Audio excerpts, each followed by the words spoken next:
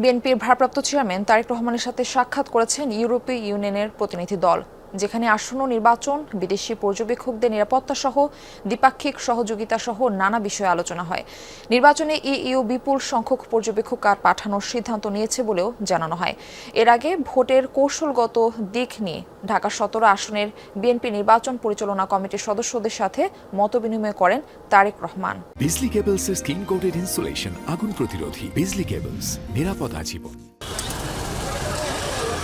বিএনপির ভারপ্রাপ্ত চেয়ারম্যান তারেক রহমানের সাথে সাক্ষাৎ করতে গুলশান কার্যালয়ে প্রথমবারের মতো বিদেশি কোনো প্রতিনিধি দল ঢাকায় নিযুক্ত ইউরোপীয় ইউনিয়নের রাষ্ট্রদূত মাইকেল মিলারের নেতৃত্বে বিএনপির শীর্ষ নেতার সাথে বৈঠক করতে আসেন ইইএস দপ্তরের ৩ সদস্য।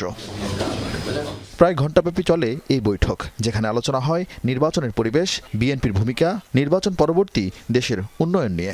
বিগত কয়েকটা নির্বাচনে ইউরোপিয়ান ইউনিয়ন কোনো পর্যবেক্ষক পাঠায় নাই। এই নির্বাচনটা অবাধ, সুষ্ঠু হবে, শান্তিপূর্ণ হবে এবং জনগণের আকাঙ্ক্ষা এখানে প্রকাশিত হবে, এইটা ধারণা করেই ইউরোপিয়ান ইউনিয়ন এবার একটা বড় নির্বাচনী পর্যবেক্ষক দল পাঠাচ্ছে। কাজেই আমরা মনে করি যে এর মাধ্যমে ইউরোপিয়ান ইউনিয়নের সমর্থনই ব্যক্ত হয়েছে। আচরণবিধি লঙ্ঘনের আশঙ্কায় ঢাকা ১৭ আসনের বিএনপির নির্বাচনী কার্যালয় উদ্বোধন স্থগিত করেন তারেক রহমান। তবে চেয়ারপারসনের কার্যালয়ে ঢাকা ১৭ আসনের বিএনপির নির্বাচন পরিচালনা কমিটির সদস্যদের সাথে মত বিনিময় করেন তিনি।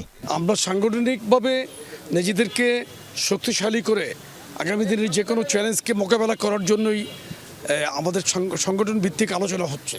চলমান যে আলোচনা, সেগুলো আলোচনা এবং সংগঠনের বর্তমান অবস্থা নিয়ে, দেশের রাজনৈতিক অবস্থা নিয়ে, দেশের রাজনৈতিক অবস্থার প্রেক্ষাপটে বর্তমান আমাদের কি করা দরকার, এই সমস্ত বিষয় নিয়ে আলোচনা। সকালে আরেক অনুষ্ঠানে বিএনপির সিনিয়র যুগ্ম মহাসচিব রুহুল কবির রিজভী বলেন, বিএনপি ক্ষমতা এলে রাষ্ট্রীয়ভাবে সকল পেশাকে সম্মানিত করা হবে।